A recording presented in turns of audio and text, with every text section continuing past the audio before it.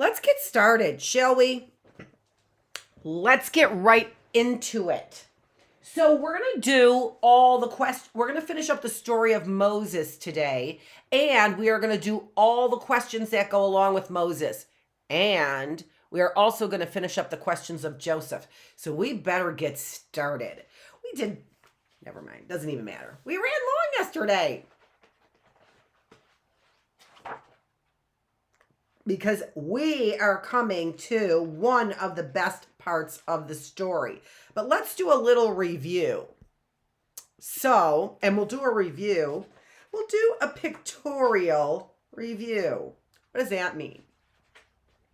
What does it mean we're going to do a pictorial review? We're going to do a review in pictures. That's what we're going to do. Okay, so here we begin the story of Moses, where we're looking at Egypt. And there's Pharaoh, right? And what a beautiful palace. So there's Pharaoh's palace that we are looking at, right? So,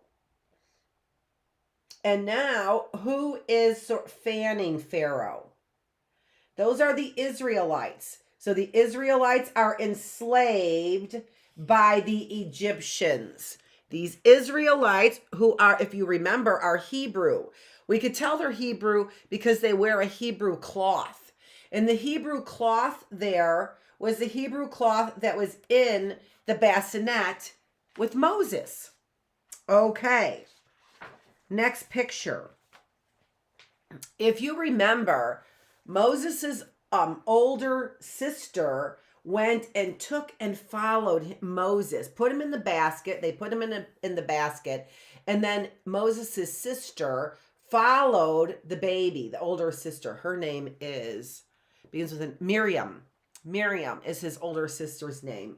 So she follows, and what happens is Pharaoh's daughter picks up the basket and finds the baby there. The Hebrew cloth is in there. So Pharaoh's daughter knows that this is a Hebrew baby. There's the Hebrew cloth again, right there on their heads, on the slaves, the Hebrew slave's head. So she knows. Who nurses the baby? Do you remember? Who feeds the baby? Who breastfeeds the baby? The real mother. The baby's real mother. Miriam and Moses' mother. The baby. It's Moses is the baby. Moses grows up and he becomes very powerful in Egypt, helping Pharaoh out. But then he sees an Egyptian kill a Hebrew slave. Continuously beat a Hebrew slave. And so what did Moses do?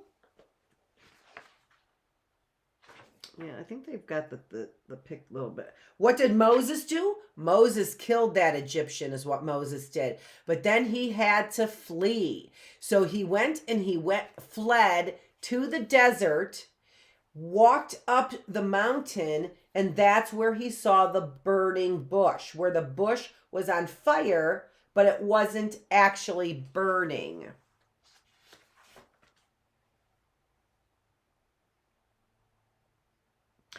And then what happened?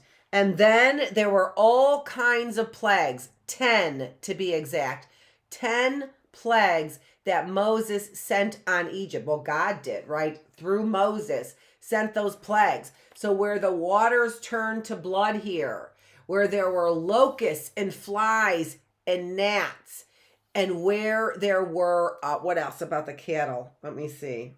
Sickness, hailstorms. But still Pharaoh, there was. Then God caused all the livestock of Egypt, of the Egyptians to die. All the livestock. And then if you remember, we left off with them painting their doors with the blood of the lamb, right? So they had to hurry up and be ready to go so that if Pharaoh said you can go anytime, they were ready to go. So they ate unleavened bread that did not rise to look like a loaf of bread, right? It was bread that's more like a pita, is what we said, if you remember. Okay. I don't know if we read this page or not, but we're going to read it anyway. as a little more of a review.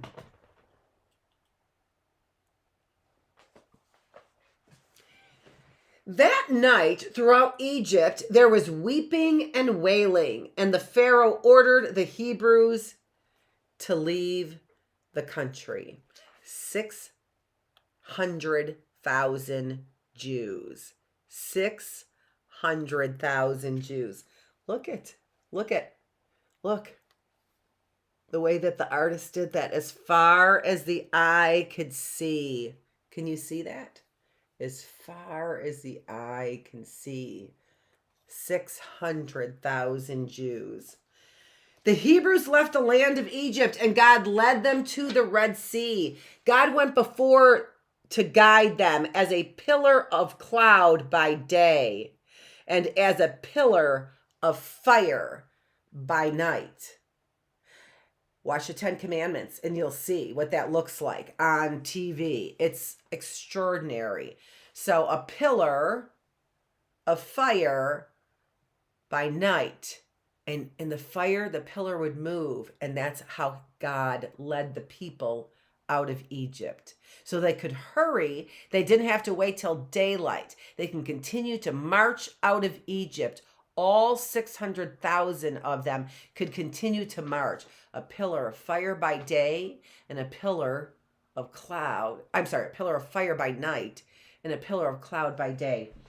I'm going to look in here in this Children's Illustrated Bible just to see if they might have a picture.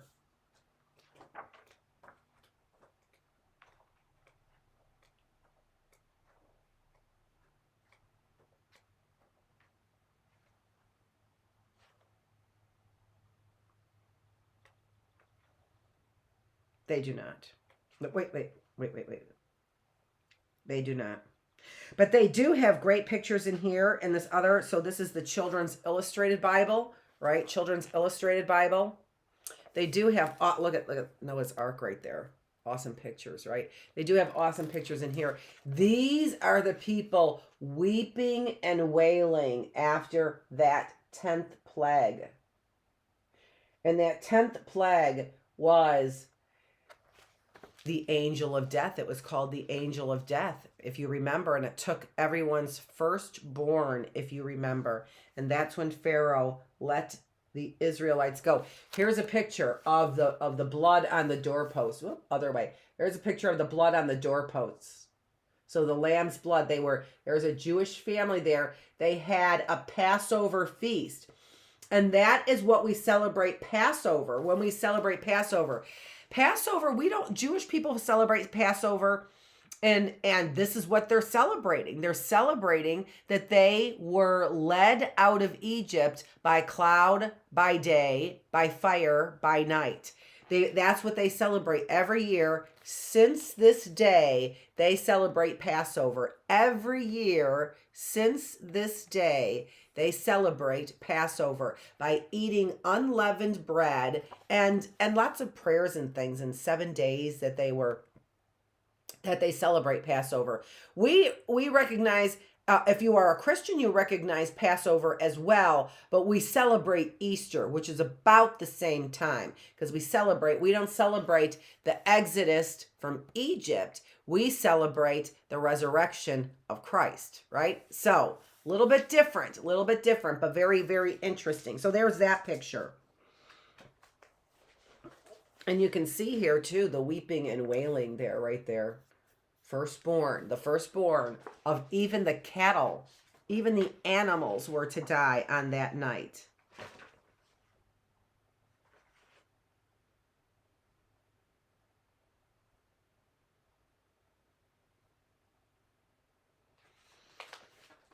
They have interesting things here, like the manna right there, right? Like the manna there.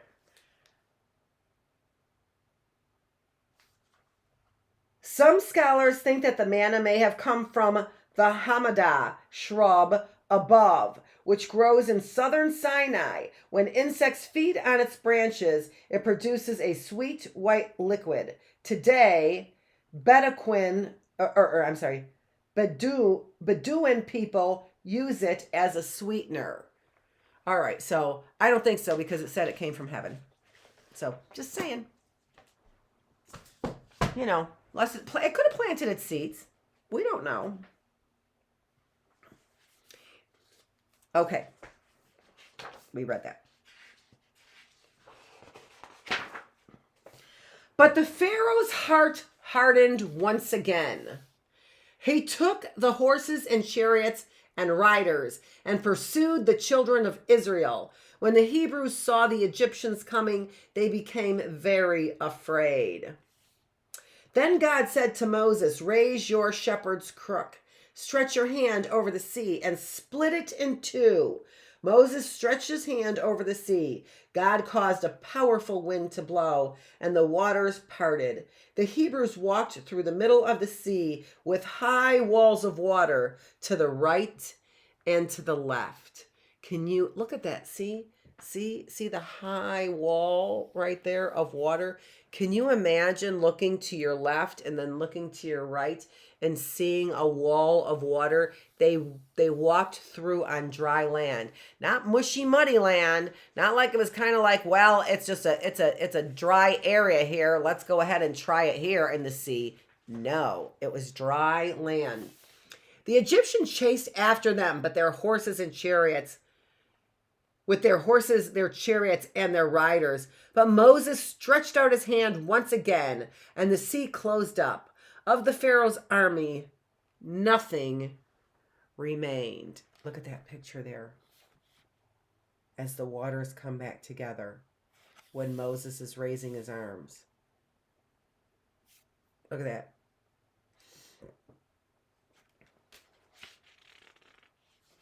The children of Israel began to sing, "Who is like you, O Lord, you who are holy? You stretched out your hand, you make the wind blow, you swallow horse and rider, and you lead your people to the land you have promised them."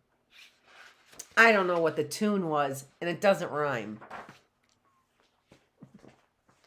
I'm giving that song, never mind. I don't want to have any bad karma.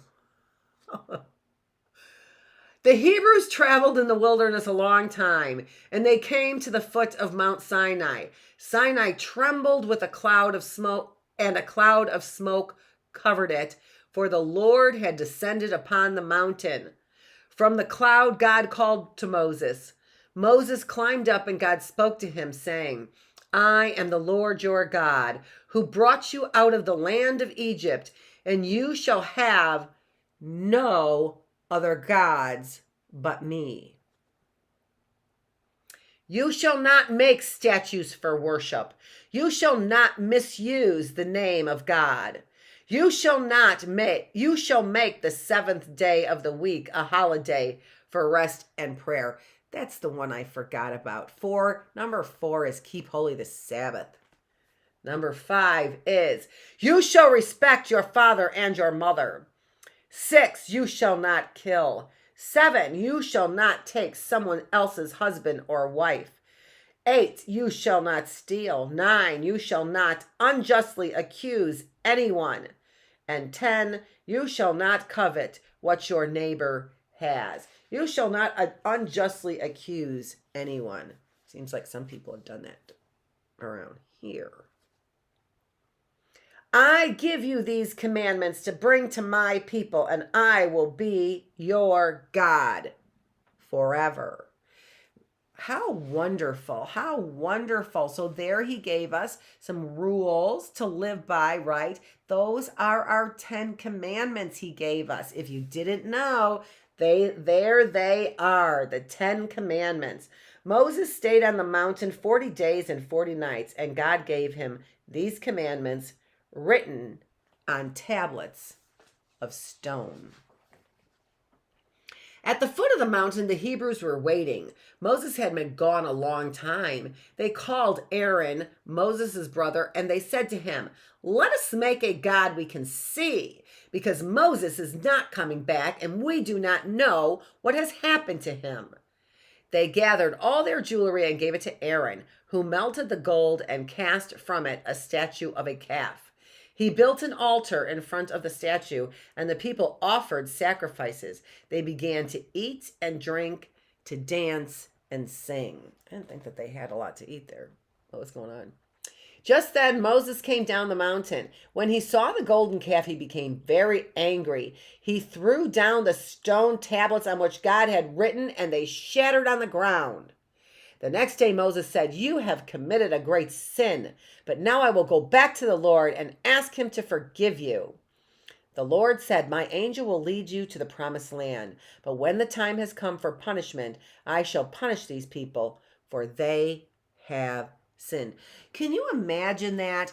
God says, only one God. I just brought you out of Egypt, and I just parted the Red Sea. And they're like, too long. Sorry. What else you got? I'm going to build a golden calf. I'm going to build my own God, and I'm going to worship a God that I built.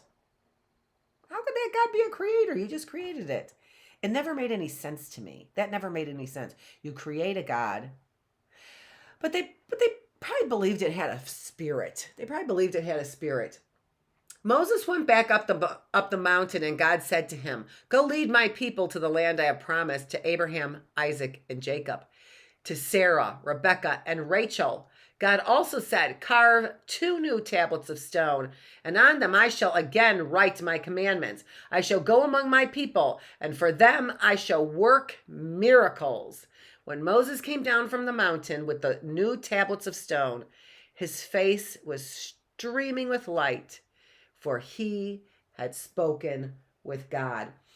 They're not showing that picture very well because it doesn't look like he's streaming with light. And plus, on top of that, his hair had turned all silver as well. Let me see what they've got in this other Children's Illustrated Bible on that one.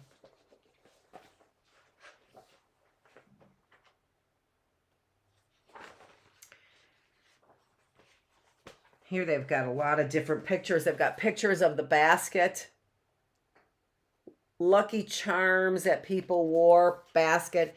Here they are retrieving Moses from the water. What does Moses mean? To retrieve from the water, right? To be brought forth or draw out of the water. You always see in Egypt they're fanning. They fan with these feathers here. They are ostrich feathers there. So that's kind of cool.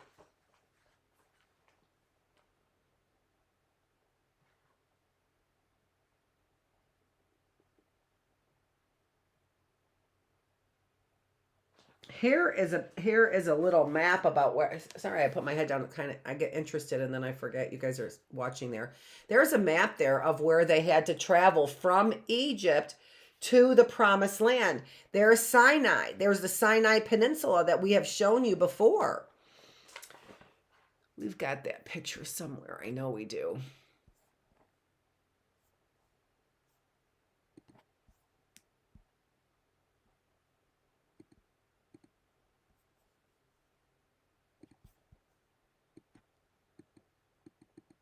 Oh, no, not there. Let's see here.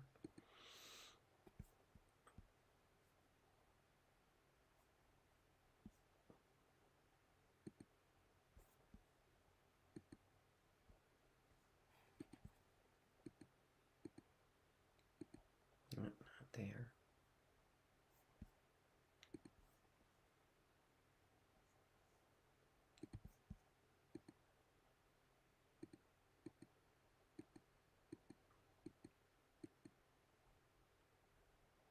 There we go. Look at, oh my gosh, I do have it right there. And there's, oh my gosh, there are some pictures that we have there of the Tower of Babel. But look, right there, all the way to the left. So you can see Mount Sinai. And then if you go just a little bit more left, there is Egypt. That was Egypt there. So they went to Mount Sinai. Mount Sinai is where Moses saw the burning bush. Did you see that? That was day 25, right? Did you see that? So that's where they traveled to, right there. And that's where Moses saw the burning bush. I'm so happy I looked at that. So here is the water here. Here's the Sinai Peninsula right here.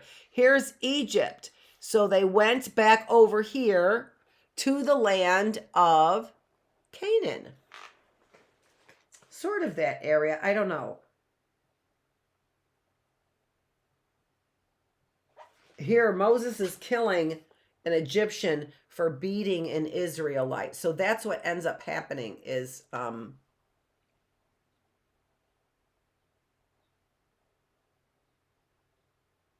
yeah.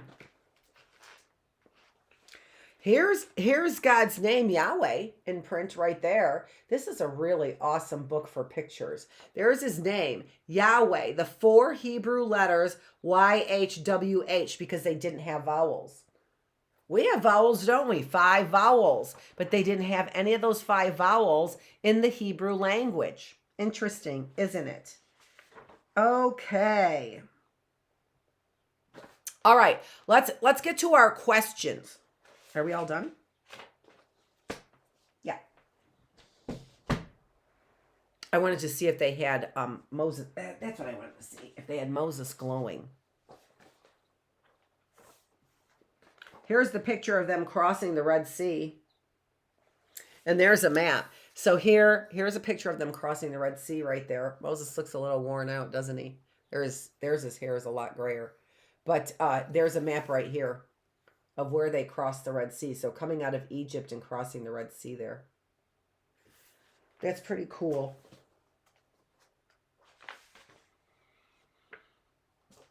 Let's see here.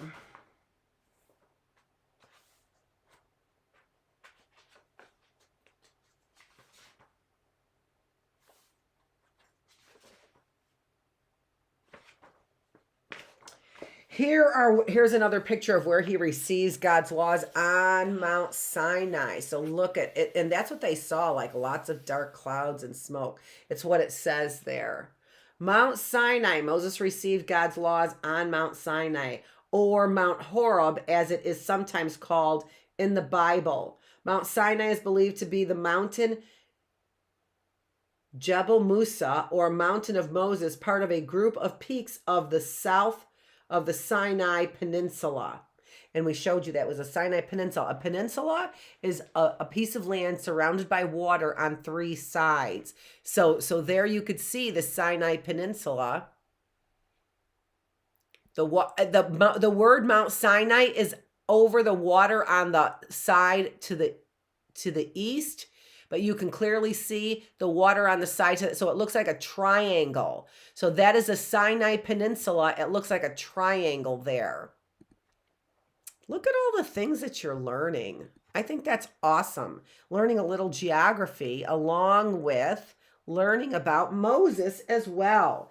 And then, so here Moses looks quite a bit older. So this is, but he hasn't come down from the mountain, but he is looking, as you can see here, you know, sort of a silvery look, but he doesn't really look like he is glowing. And here's where he is angry, right? So he throws the tablets down after they build the golden calf. Here, what does it say? Egyptian bull god. Aaron's golden calf could have been based on Apis, an Egyptian bull god depicted in this painting from Thebes in Egypt. Pagan gods were often represented as bulls in ancient times. Bulls were known for their strength and fearlessness and were used as symbols of fertility and power. My husband's mother used to collect bulls. I never met her. She passed away before I met my husband. 6 months. So she didn't die when he was young. Okay, let's get to the questions. We're going to go backwards on these just because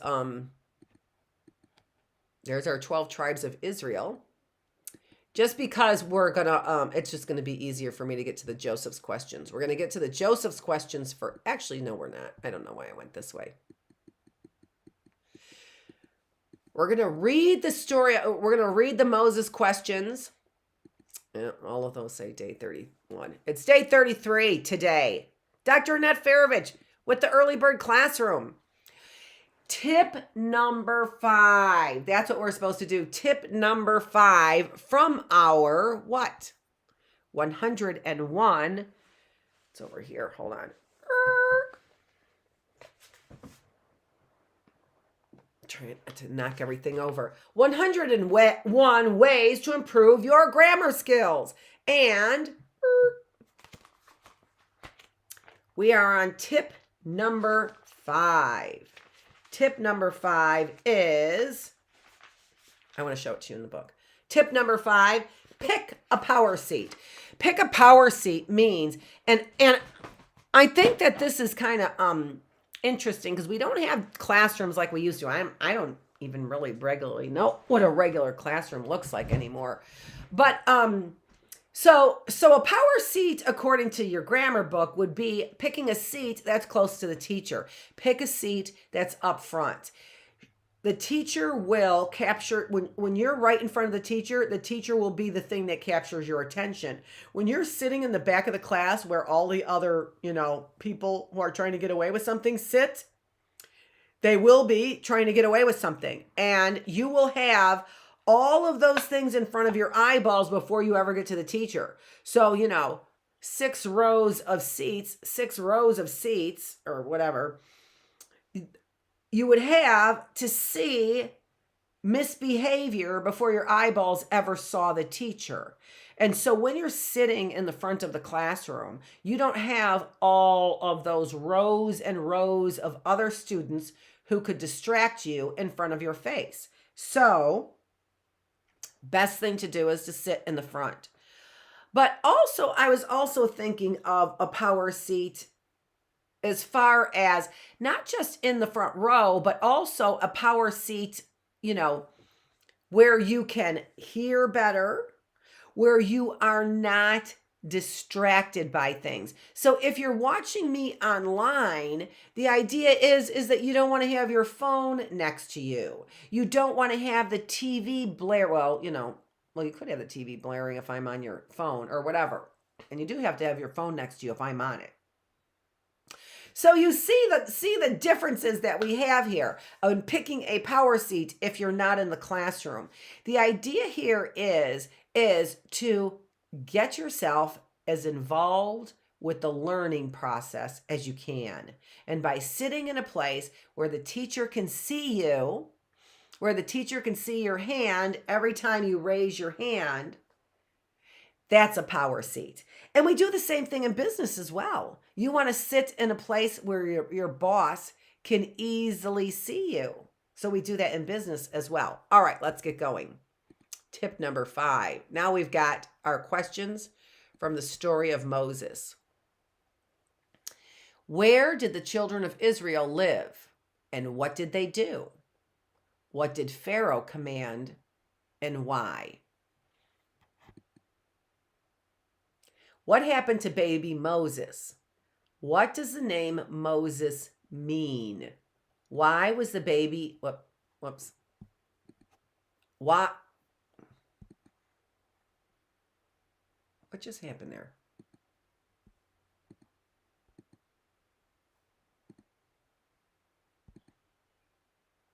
There was. Why was the baby named Moses? Where did Moses grow up? What did he do there when he saw a Hebrew getting beaten by an Egyptian? What happened to Moses? What did Moses see on the mountain of God? What was Moses going to do? What did Why do I do that all the time? Oh. I have a different question. What did Moses see on the mountain of God? What was Moses going to do? Was his job easy, do you think? Do you think Moses' job was easy? I think what I want to do there is...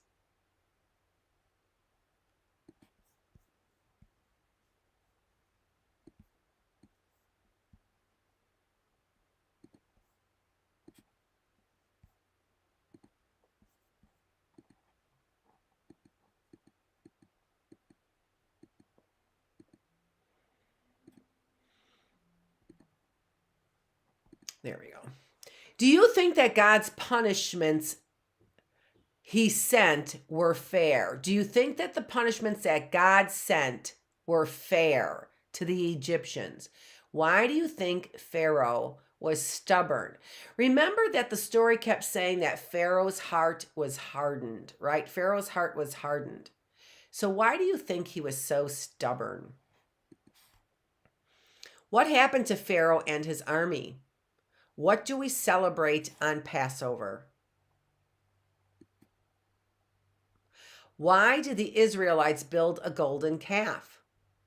How did that make Moses feel? How did that make God feel? Where did the Israelites go after they were freed from Egypt?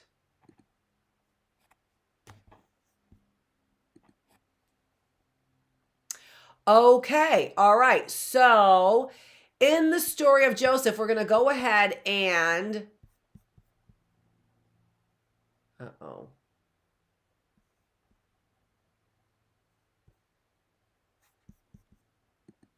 Hold on. I'm going to end up... I don't... The studio. And it's not showing I'm connected. And I needed to see that. There we go. Well, there we go. Okay. Well, everything's connected now. Okay. So who was Joseph? So Joseph was what? One of 12 brothers. Who was Joseph's father? Who was the son of Jacob. He was Jacob's son, right? And he had 11 older brothers. And we've got those older brothers listed on that slide that we had there of the 12 tribes of Israel. How many brothers does Joseph have? Joseph had 11 brothers. What was Joseph's dream? Joseph had a dream that the wheat sheaves would bow down to him, as well as the sun and the moon and the stars, right? 11 stars. Why might Joseph's brother despise his dream? Despise here means to hate his dream. Well, because they were bowing down to him, right? Exactly. Who was Reuben? What did Reuben decide? And do you think Reuben had a kind heart? If you remember, Reuben didn't want to kill Joseph. So he threw Joseph down. He decided to throw Joseph down into the well and see what happened to him, if you remember. Do you think that that shows that Reuben actually had a kind heart because he didn't want to kill his brother? I don't know. I think that's a good question, right? He threw him down and let what happened. I think that suffering is pretty bad too. And wondering what happened to Joseph all those years. I think that's terrible. On the other hand, thank goodness he didn't kill Joseph, right? Because then we wouldn't have had this whole story if they did. So I don't know if he had a kind heart. I think he had a heart that God gave him. How did Joseph's brother deceive their father? So they told him that Joseph was killed by a wild animal. How do you think Joseph's father Jacob felt after hearing what the brothers said? And so that must have been horrible. I could not eat. I mean, imagine the pain of losing a child. This was your first child by the wife that you chose, by Rachel, right? So it was his the favorite mother and his first child by her. So he must have just been torn apart when he heard the news. And the brothers knew, right? They knew that he wasn't, because they sold him into slavery. So they knew that he wasn't dead. And their father Jacob had to do all of that suffering.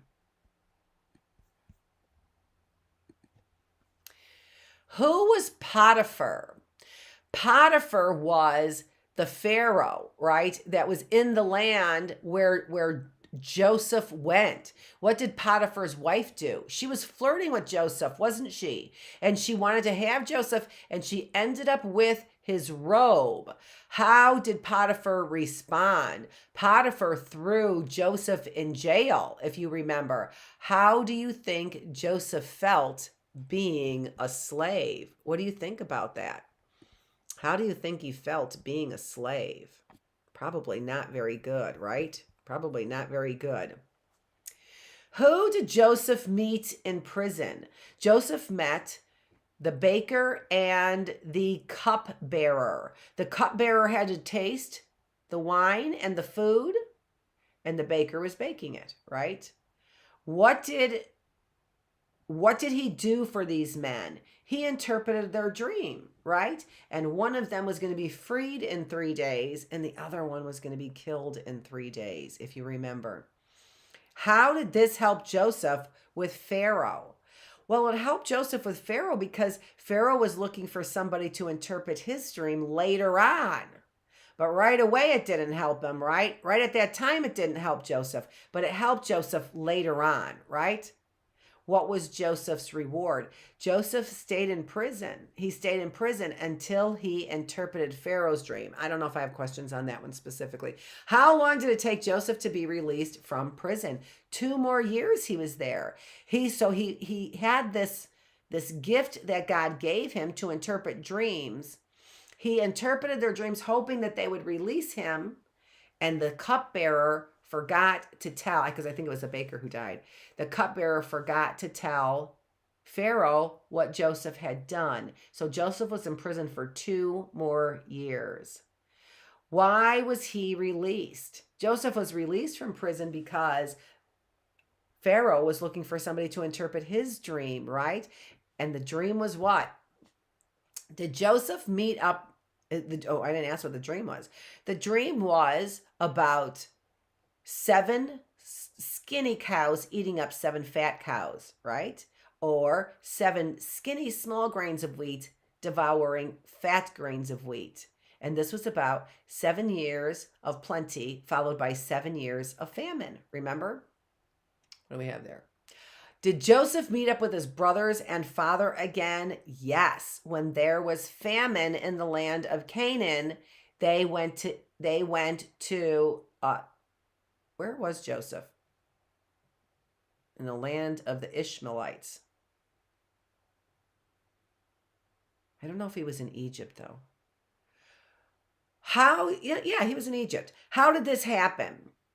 Well, because there was famine, right? Who put the silver cup in Benjamin's bag and why? Joseph did. Joseph put the silver cup in Benjamin's bag so that they would be forced to return, so that Joseph can send his soldiers out and say, "Where's that silver cup? Somebody took my silver cup." And then he could force all of them to come back, including Jacob, his dad. Okay, that's all that we have for today. We will go over Moses' questions on Monday, and we have a new story on Monday. I'm not sure what I'm going to do it because there's a lot of stories in the other Children's Illustrated Bible, and now I believe we are going to the story of, if I'm not mistaken, David and Goliath. David and Goliath is coming up next. Okay, folks, that's all that I have. 9:15 is the Bookless classroom where we will be talking about Thomas Jefferson. This is Dr. Annette Feravich. I am the teacher, and we are here in the classroom, and this is the Early Bird classroom. Thanks for joining me.